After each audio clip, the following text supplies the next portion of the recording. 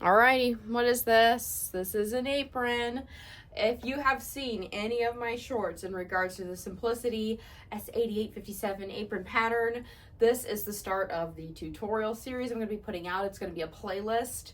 I'm still going to be doing my Mindset Mondays, but everything else is going to be cranking out both a B and a B and a C, and then the A pattern. This is the A pattern, sans the pocket. This is somewhere between B and C. B and C are very similar.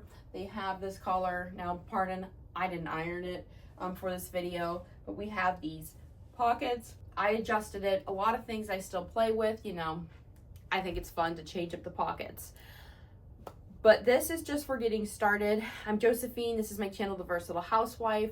And my excuse for taking so long is that I'm very busy doing lots of different things. I'm currently trying to prep for an actual bikini bodybuilding competition, hence the name Versatile Housewife for this channel. Muscles, motorcycle riding, sports car driving. I don't know if it's called a sports car. Doing gardening, homeschooling, all this kind of fun stuff. And doing my crafts still. Woodworking, the list goes on. So in getting this done, one thing that I really stress, pay attention to the contrast cutouts and then the pattern cutouts. You are not paying attention and you are working on the B pattern. You might miss where it has you cutting out the contrast because it's on the next page. So if you gloss over that, it does say BC contrast front band is piece 12.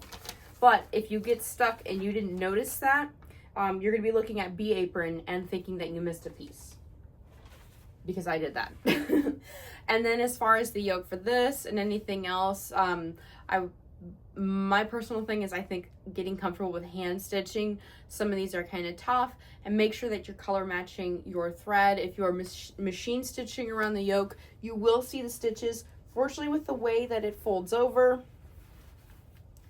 it's not really a big deal. So in this video, I'm going to start off commenting on this, and I'm just going to show you what I did to lay out the pieces on the main piece of fabric, while also kind of just talking about some suggestions I would give. If you are going to follow their fabric suggestions and you are going to be using things like liquids, you're using it while you're cooking with oils and stuff, personally, I would line the bottom of the skirt as well, especially if you're using a light cotton. Like this is just quilting cotton. Now I don't tend to, I know which aprons are sturdier than others. I would not be cooking with hot oils with this, or like doing things like bacon on the pan with this, doing any kind of Asian style cuisine that uses oil that splatters, or any kind of not going to do like funnel cakes or anything while doing this.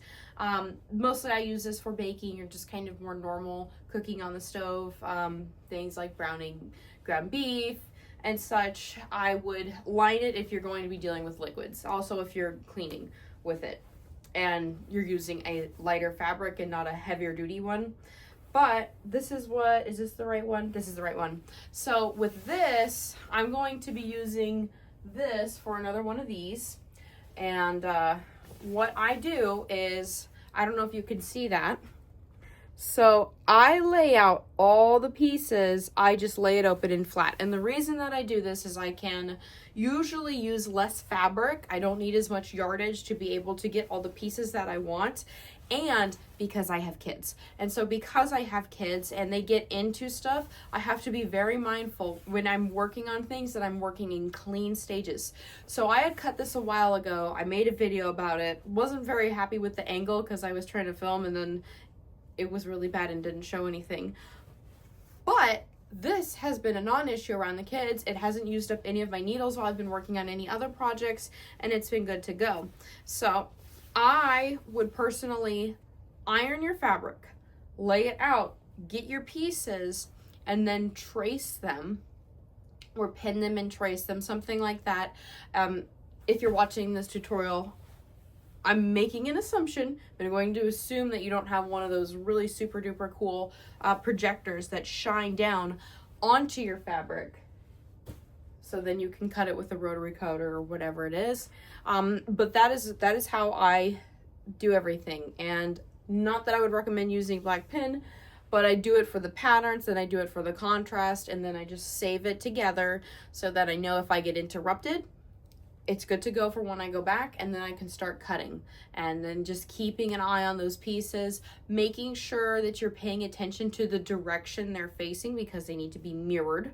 They're not going to be fully identical. And going from there, being on top of ironing. If you want your apron to come out very clean, you need to be on top of ironing. I do have some projects where I haven't ironed because it's just for me. And if it's a loud pattern, generally they can look okay. But if you don't want it to look homemade and you want it to look like something that you've ordered online, that you've picked up at the store, you need to be ironing it. I don't starch my items, but I do iron it. So I'm excited to be doing this playlist. The next one I'm going to be doing is working on, now I know when I've done my shorts, it's been for the A cut, this one, but I'm going to be working on this one first, and that will be cutting it out and doing the first few stitches. And I'm excited to share that with you. I hope that you are excited as well. I will be sure to be updating it regularly now that I have it all set up. And let's get to sewing some aprons. I will see you in the next video about this. And sorry that it's not, you know, the full-on tutorial, but I have to be able to post when I can. And doing a long video, then it's just not gonna happen. So get it laid out, get your pieces cut if you're just gonna go ahead and get them cut, and we will meet back and start stitching up this style. Or if you wait the next couple videos, I will do the same thing for this, and I'll be labeling each video as such. So if you are trying to sew this one and you see that I posted an apron video, you will know if it's for A or for B and C. So I will see you next time, and if you like this, feel free to subscribe. If you just like it for the tutorial stuff, you know, give me a thumbs up, and I'll see you in the next one.